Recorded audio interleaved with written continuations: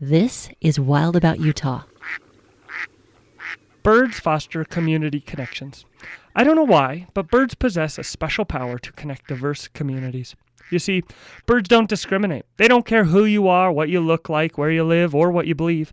They are always there to offer you their wonder, beauty, and interesting behaviors, so long as you are willing to be aware and curious of their presence. And that awareness seems to bring people and places together. 3 years ago, when I first became interested in using Utah birds as a core theme for teaching my second graders at Utah State University's Edith Bowen Laboratory School, I had no idea how it would revolutionize my teaching career and connect me and my students with so many different natural and human communities.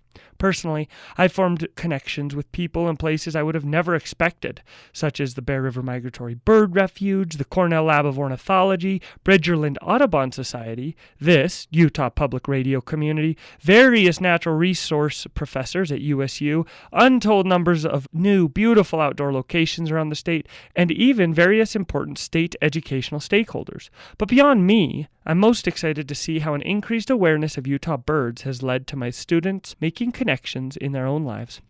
My students are starting to experience Utah's nature community in a new and more powerful way. The main way? By becoming aware. I can't emphasize enough the power I've seen in my students just becoming aware of the natural world around them. Their simple everyday routines become opportunities to notice something going on around them in nature. Something as routine as school recess can turn into an opportunity to notice interesting natural phenomena. For example, when a student noticed a European starling had born through the school siding, created a nest, and had been returning over and over to feed her impatient, chirping chicks. Or when a hen mallard had mistakenly laid her eggs in a nest next to the school's air conditioning unit. Or when students found a dead black-capped chickadee who must have unfortunately collided with the school window. Furthermore, my students leave class and become ambassadors for learning outside of the school walls.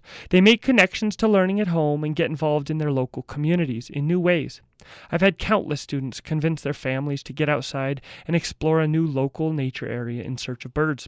I've had students who took their siblings on a birding outing right from their house to a nearby nature area to explore new birds. And I've had students who convinced their family they just had to go to Salt Lake City's Tracy Aviary over spring break.